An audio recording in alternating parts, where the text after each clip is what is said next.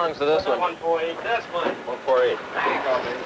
Don't kick my first out. Okay, I won't kick your first. Hey, we're going way up. Way up north.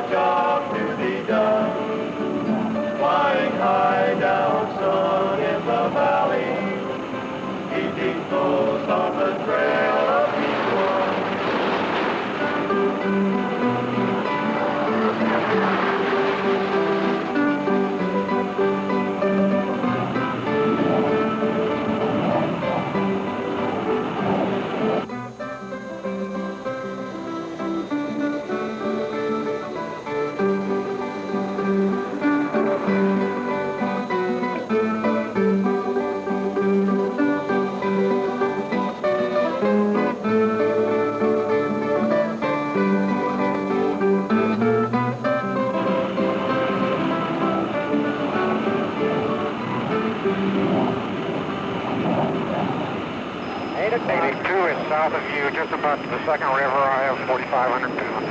All right, Roger. I'm going to hold 240 here till we get to red. crossing the river now, Steele. Red River? But Eagle 4, check.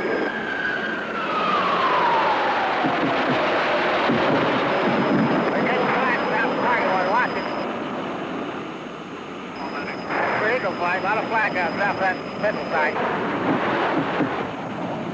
Leads off right. automatic weapons right in there, cluster. Steele, I have no contact. This is leading about 35 miles from our turn point. Roger, so much. Okay, Steele lead's going to start a left turn and come over here just a little bit. Getting a little action right below me. Tina, sweet, we get you close to the turn point? Roger, I'm turning right now. Right, Steele. Yeah. Going at 5. 3 o'clock. And we got a buggy low at 2. Who was that for, Eagle? Clem. Get over to the right, son. They got things coming back this way and have to run south. Right.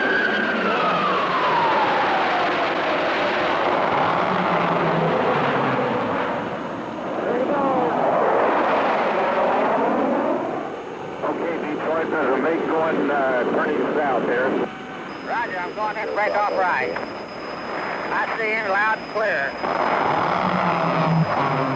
Detroit, we got mates right under us, right under us. Roger, let's go get him.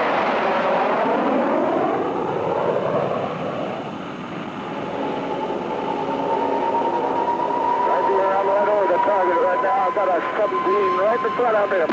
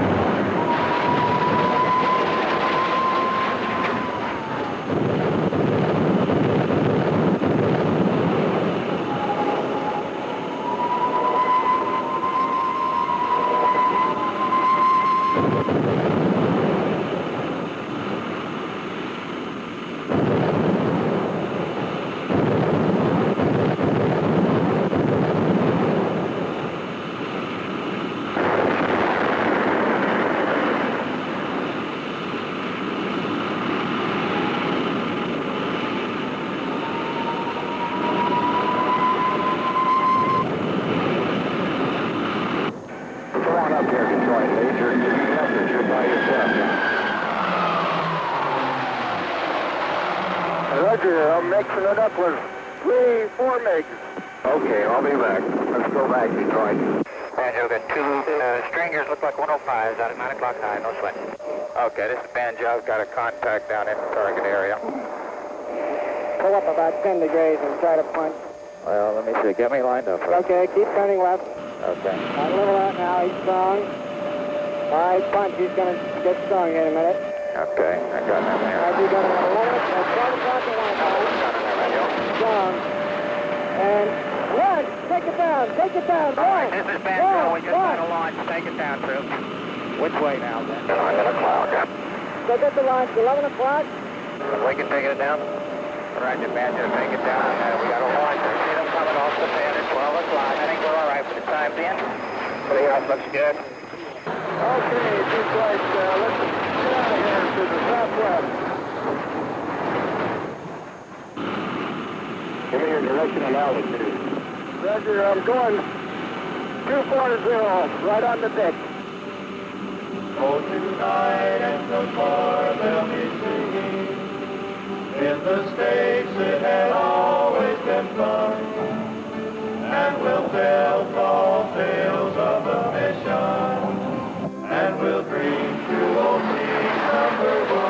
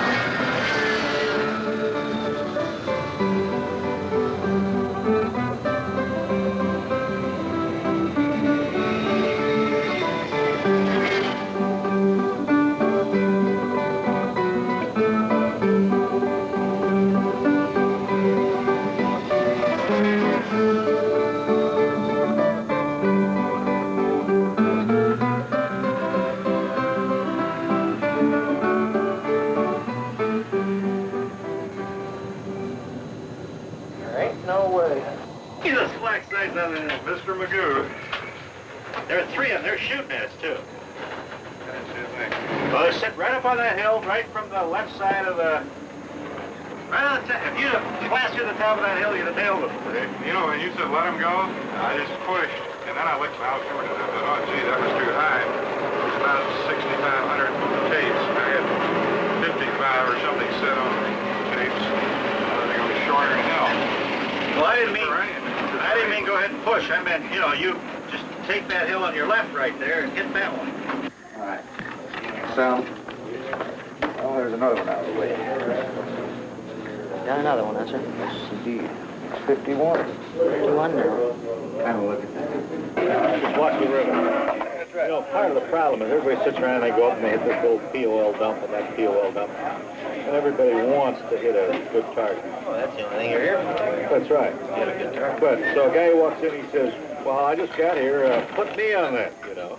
And the guy says, look, I've been up there 6 times and haven't hit yet because there's nothing to hit. Now I got a chance to hit. How about letting me go? And who's going to win the argument, you know? Well, you got to give him a shot at it. He doesn't want to go. Well, that's right. We've been very successful here in taking pilots from SAC, ADC, training command, as long as they go through one of the tactical schools, and one of the 105 schools, Attack Air Command, back in the States, and receive roughly 70 hours in the 105. They do a good job here. Yes, sir. Of course, we don't start them out as flight leaders. They start either in the number 2 or 4 position, and they set their own rate of progress. Well, how'd it feel? It's quite a flight. Yeah, well, after not flying for a couple months, you ought to feel good. Ed, we talk about it a little bit? Sure. Did you understand what we were trying to do when he was doing the recce? How he was going back and forth on the road and you stay on the inside? That wasn't really what I was doing. That's it. He was too close. You said, oh, you mean when I was, when you were wrecking the road? Yeah, I was flying. I was trying to fly your wing. When it was sort of like this one? Yeah, well, he was leading? No, you just press on. I'll stay away from you. Yeah, there's no problem. But you see the position that you want. You don't want to get down like this because you're getting the flag. You know, stay up like this, and then when he disappears, just slide it, go high on him. Then when he reverses, take a look out. See, every time you look out, you look right down there and see your wingman. That's what you want to do. When you go to the outside, you don't want to get too high because if he turns into you, that's what happened to me that one time. He turned into me and I was high and I got no place to go. Don't get too high and don't get too low. When you get too low, if they shoot at him and you're lower, they'll probably hit you. And by the same token, if you get too high, if he turns into you, just like Ed says, you get it blocked out. I've told you how complicated the weapon system is, so that it only can be effectively operated and utilized against the enemy by 2 professionals.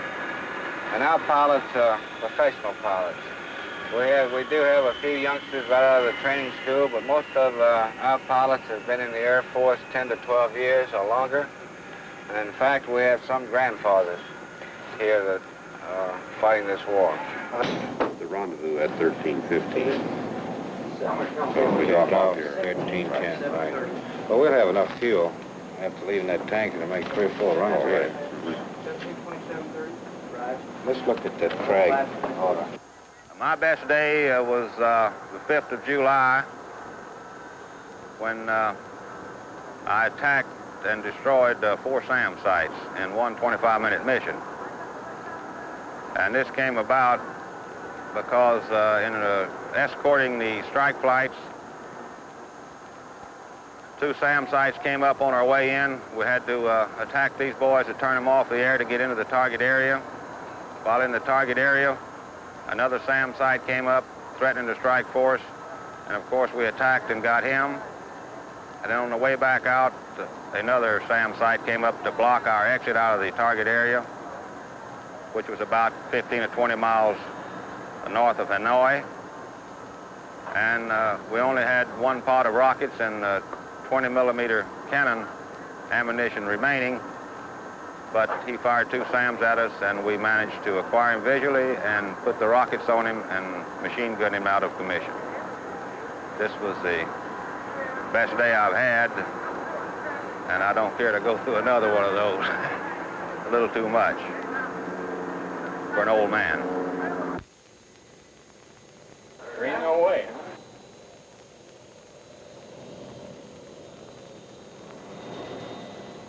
I've come up with one thing that, in my own mind, makes the Air Force a good organization, and was one of the reasons I stayed in it after I got into fighters, and that's the people that are in it. And I think this has been most vividly demonstrated to me over here. I don't think you can get more diversified type of an organization, the people with diversified backgrounds. We have some old heads from Korea, some young heads from the academy, and we got the world's greatest B-52 fighter pilot over there, Bob Loken, and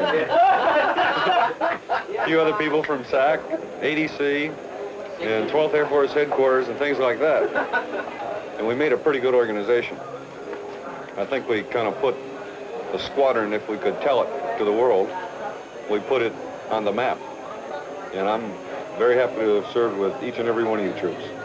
So if I can swing a deal to get down south with working 100s or F-5s or A-1s or, geez, I don't care, as long as it's close air support. If I can swing that, I'm going to just try to go, or maybe back to the States TDY to upgrade and down there. If not, I'll stick around and fly an O-1 or an A-1.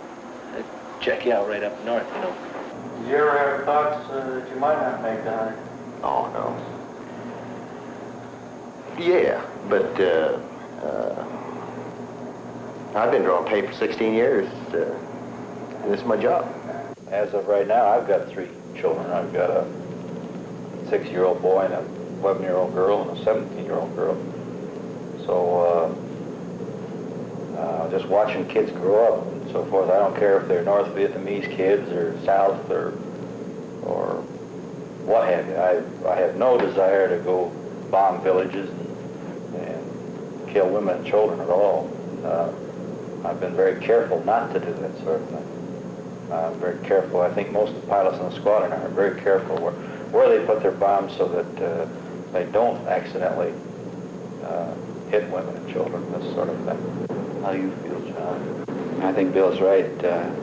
I don't know of anyone that's just going to go over and drop a bomb in a village because that's not doing anything for the war effort. We want to get the targets of military importance. Well, it was on the 13th of September. We were flying a bombing mission in North Vietnam. We just discovered a bunch of missiles on transporters. Just finished dropping ordnance on them. We're looking for something to strafe and found a flag site. And we was getting set up to make a pass. And I took a direct hit from either 37 or 57. Called I was hit, leaving the area. They didn't hear my radio transmission because number 4 man thought it was a missile. Called me out as a SAM. And then number 3 man said, no, that's 2, he's on fire. And I got about a minute and 10 or 20 seconds flying time out of the aircraft, got about 40 miles away from where I was hit. And I had a minor explosion, lost hydraulic pressure. The aircraft pitched down. And I ejected in an almost uncontrolled situation. About 525, 550 knots, 2 negative Gs. That's when I hurt my ankle. Caught my foot, the ejection process getting out. Everything else was uneventful after the chute opened. Down, landed in the trees. Got my radio out, talked back to the flight. And they said the rescue aircraft was on the way. And it took him about 45 or 50 minutes to get to me and about 5 or 6 minutes to pick me up. Well, honest to God, you know, you get up in the 90s and you got 10 to go and you say, well, I'm going home pretty soon, so I got to tell these guys something. So you go lay in bed at night and you think of things to tell them. And it runs, What do you think about it,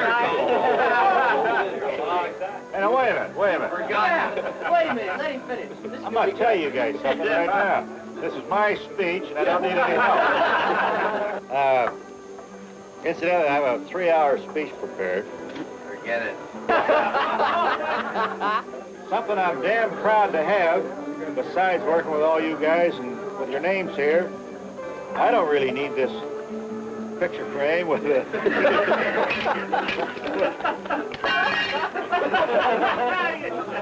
with the name. I'm going to remember you guys, but I got to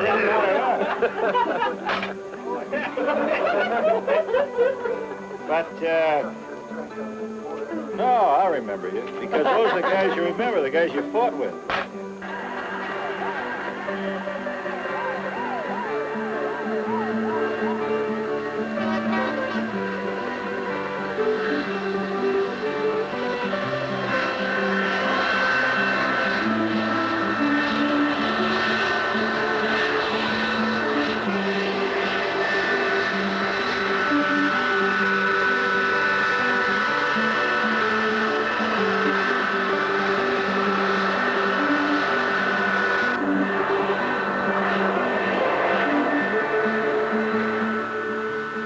This has been the story of fighter-bomber pilots at Korat Air Base, Thailand. For the flyer, living the hell over Hanoi, facing up to the odds, there is the simple yet poignant phrase, there ain't no way, there ain't no way, there ain't no way. But there comes the day for most, when the job is done. I won't even say to the rest of the guys, no, there's no way, because There is a way. Major D is scheduling there. There's a way. Oh boy, there is a way. There is a way. Very difficult to smile this morning, isn't it? He down there.